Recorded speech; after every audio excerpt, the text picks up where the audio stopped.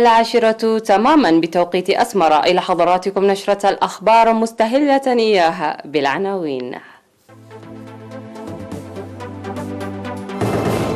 دعوة للتعاون لإنجاح أنشطة قسم القانون والنظام في الإقليم الأوسط. ارتياح للخدمات الصحية في قحطيلاي.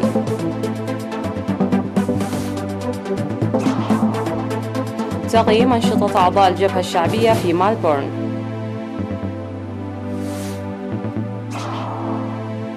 وكالة الطاقة الذرية تكشف اعتزام إيران تخصيب اليورانيوم. الصين ترفض أحدث عرض لإجراء محادثات مع تايوان. كورونا يضرب بقوة في الولايات المتحدة وقفز بالوفيات. أهلا بكم إلى تفاصيل النشرة. دعا قسم القانون والنظام في الإقليم الأوسط تعاون الشعب لإنجاح أنشطة للسيطرة على الأعمال غير القانونية. أوضح مسؤول القسم العقيد تصفى ميكائيل تصفاتيون أن أنشطتهم الأساسية تتركز للسيطرة على الأنشطة التجارية غير القانونية ومراقبة المرافق الخدمية والمباني المشيدة بطريقة غير قانونية ومتابعة أسعار المواد الاستهلاكية. وذكر معاقبة 209 متجر عام 2020 لبيعها مواد منتهية الصلاحية وإغلاق 3 متاجر وتقريم 119 مخبزا بمبلغ 692 ألف نقفة عامة لخفض ميزان الخبز ونواقص الجودة. وأشار إلى تقريم 5 متاجر بمبلغ 52 ألف نقفة لبيعها اللحوم والألبان غير المرخصة بها صحيا وتوقيفها عن العمل من شهر إلى 3 أشهر، إضافة إلى تقريم 4293 متاجر بأكثر من 5 مليون نقفة لزيادة الأسعار وإغلاق 34 متاجر. وذكر معاقبة مالية لبيع الأكياس البلاستيكية ورفع أسعار المشروبات الغازية والسيارات غير المسموح لها بالتحرك. وأهاب المواطنين للتعاون لتنفيذ تعليمات مكافحة وباء كورونا، مؤكدا أهمية دور الأسرة في ذلك.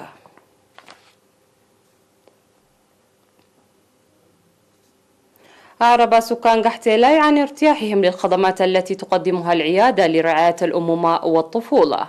أوضح السكان ارتفاع الوعي الصحي نتيجة أنشطة التوعية التي يقوم بها أعضاء العيادة إلى جانب الخدمات الصحية وإنهاء المصاعب التي كانت تحدث أثناء الحمل والولادة. وذكر العاملون في العيادة تقديم الخدمات للمواطنين القادمين من ضواحي عدشوماء ومايوعي ومتك الأبيت وشبح وبعرزة ودقدقتا ودماس ودنقل التحتي، معربين عن سعادتهم لمشاهدة الحوامل يراجعن العيادة شهريا.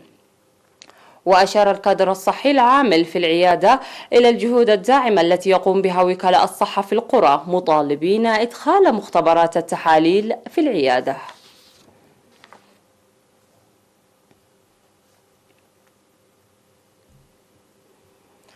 قيم أعضاء الجبهة الشعبية للديمقراطية والعدالة في مدينة مالبورن الأسترالية أنشطتهم لعام 2020 ووضعوا برامج العمل لهذه السنة.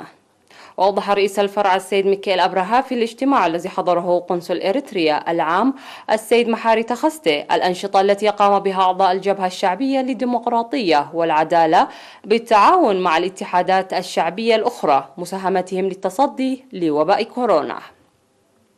وأكد المشاركون بعد مناقشتهم التطورات الآنية على العمل لإنجاح البرامج الوطنية.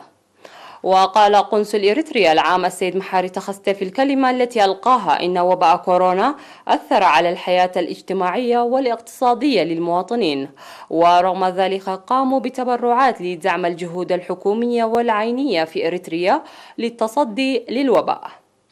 وقدم شرحا عن أوضاع البلاد والمنطقة داعيا أعضاء الجبهة الشعبية للديمقراطية والعدالة تعزيز دورهم في المهام المرحلية.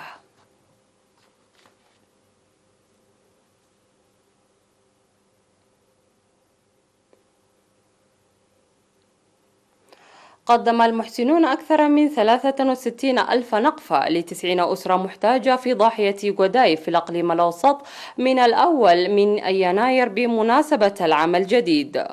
وأوضح مدير الضاحية السيد تولد زولدي في المناسبة أن الدعم يأتي مواصلة للإعانات الشعبية للمحتاجين، وشكرت الأسر الحاصلة على الدعم بالمساعدات المقدمة.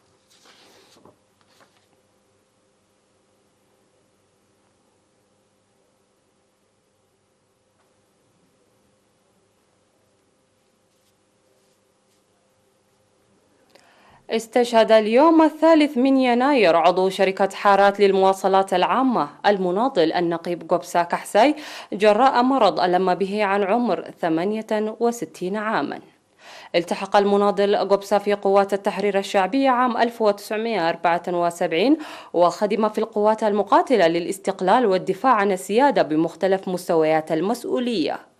والمناضل النقيب قبسا كحساي أب ل6 أبناء، وقد وري جثمانه الثرى عصر اليوم 3 يناير في مقبرة الشهداء بأسمرة. وتعرب وزارة المواصلات والاتصالات عن بالغ حزنها لاستشهاد المناضل قبسا كحساي، وتقدم تعازيها لأسرته ورفاقه وزملائه.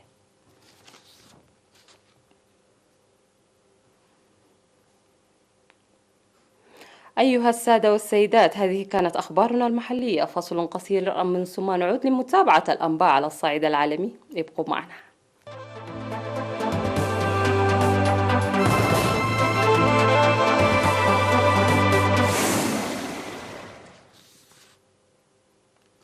وعلى الصعيد العالمي، حيث أعلن المتحدث باسم الوكالة الدولية للطاقة الذرية أن طهران تعتزم تخصيب اليورانيوم بنسبة تصل ل20% حسب ما أبلغت إيران الوكالة.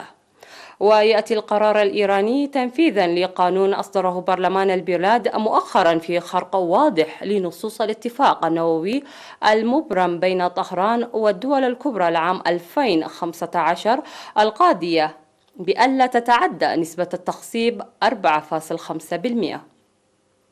وتصب إيران إلى التحرر من التزاماتها النووية، وخاصة بعد اغتيال العالم النووي محسن فخري زاده. وكشف المتحدث قائلا إن إيران أبلغت الوكالة بنيتها تخصيب اليورانيوم بنسبة يمكن أن تصل إلى 20% في منشأة فوردو المقامة تحت الأرض، تطبيقا لقانون تبناه مؤخرا البرلمان الإيراني. وتتحدث الوكالة في أحدث تقرير لها نشرته في نوفمبر عن عمليات تخصيب تجريها إيران تتخطى نسبتها المعدل المنصوص عليه في الاتفاق النووي والمحدد ب3.67%، ولا تتعدى نسبة 4.5% مع مواصلة الجمهورية الإسلامية التقييد بنظام التفتيش الصارم الذي تجريه الوكالة. حافظت بكين على موافق قوي في خطاب العام الجديد على الرغم من غصن الزيتون للرئيس التايواني. ورفضت الصين العرض الأخير الذي قدمته تايوان لإجراء محادثات، قائلة إن الحكومة منخرطة في حيل رخيصة واستفزازات، مدعية أن الجزيرة تسعى إلى مواجهة مع الصين في كل منعطف. وقالت الرئيسة سوتشي في خطاب العام الجديد إن تايوان مستعدة لحوار هادف مع الصين حول مبادئ المساواة والكرامة بشرط أن توافق بكين على تنحية المواجهة جانباً. وتعتبر الصين الديمقراطية السيادية من أراضيها، وتوقفت المحادثات الرسمية في عام 2016 بعد انتخابات سوكي، مدعية أنها كانت تميل إلى الانفصاليين بشأن إعلان رسمي للاستقلال. وتصاعدت التوترات في الأشهر الأخيرة مع تكثيف الصين لنشاطها العسكري بالقرب من الجزيرة، بما في ذلك طائرات مقاتلة تحلق فوق منطقة مضيقة تانجانيقا، والتي عادة ما تكون منطقة عازلة غير حكومية.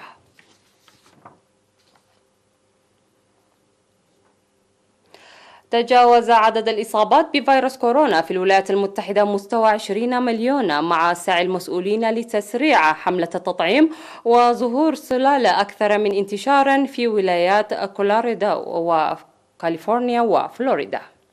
وشهدت الولايات المتحدة قفزة في عدد الوفيات اليومية بالفيروس منذ عطلة عيد الشكر، حيث توفى 78 ألف في ديسمبر. وحث السيناتور ميت رومني الحكومة الأمريكية على إدراج الإبطاء البيطريين والأطقم الطبية العسكرية في فرق حملة التحصين باللقاحات. وزاد معدل انتشار العدوى في الولايات المتحدة خلال النصف الثاني من العام الماضي، ويصل المعدل اليومي للإصابات في الولايات المتحدة حاليا إلى 186 ألف حالة، متراجعا عن ذروتها المسجلة في منتصف ديسمبر بأكثر من 218 ألف حالة عدوى يوميا. ورغم موافقة السلطات الأمريكية على لقاحين للوقاية من الفيروس، إلا أن التوزيع لا يسير بالوتيرة التي تستهدفها الحكومة.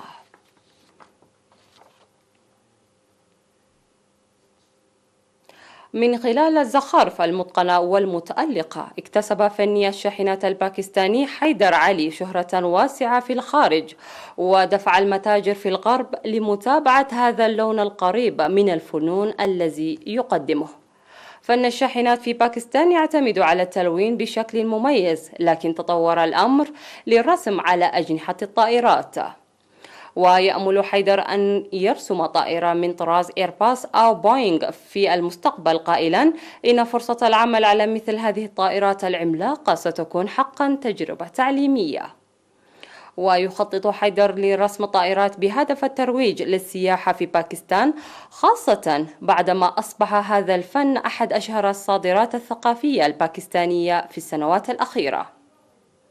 واستخدمت اليونسكو فن الشاحنات الممزوج بمواضيع السكان الأصليين لتعزيز تعليم الفتيات في شمال غرب مقاطعة خيبر بختونخوا.